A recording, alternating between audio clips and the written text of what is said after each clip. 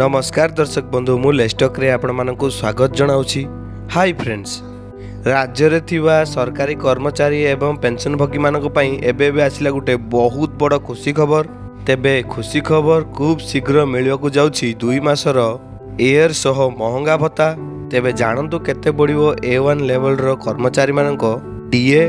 तेबे केंद्र सरकार चाकरिया मानक पई आसी जाइछि आ गुटे बहुत बड़ खुशी खबर, ताकि 10 फेब्रुआरी 2026 रो सांप्रदायिक रिपोर्ट एवं AIC PI IW जहाँकि मुद्रास्फीत तथ्य अनुसार जनवरी 26 ठारू लागू होगा जाउथुवा महंगा भत्ता जहाँकि डीए रो चित्र प्राय स्पष्ट हो सारी।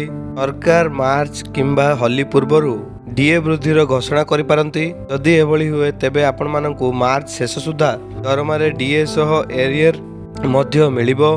तेबे आमे माने जदि कहबा केते परसेंट डीए वृद्धि होबो, तेबे 2025 अनुसार डीए 2% वृद्धि पाइबा निश्चित भाव में धरा जाइछि। वर्तमान डीए 58% रहितिबा बेले 2% रो वृद्धि पर 60% हबो।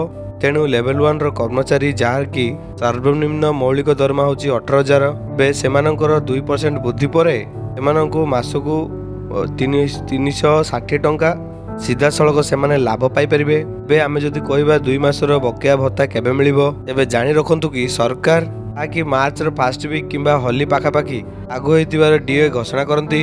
जेहेतु कि नूतन डीए जनवरी 1 रु लागू हेबो, ताकि कहयाकु गले एपर्यंत होई नाही। तेबे लेबर मानकर कर्मचारी मानकर दरमा एपर्यंत 18,000 टंका जहाँकि 2 मासर बकेया कहयाकु गले 720 टंका हबो। तेबे जहाँ भी ए विषय अपडेट आसियो सर्वप्रथम आमे आपण मानकु जणाई देबु।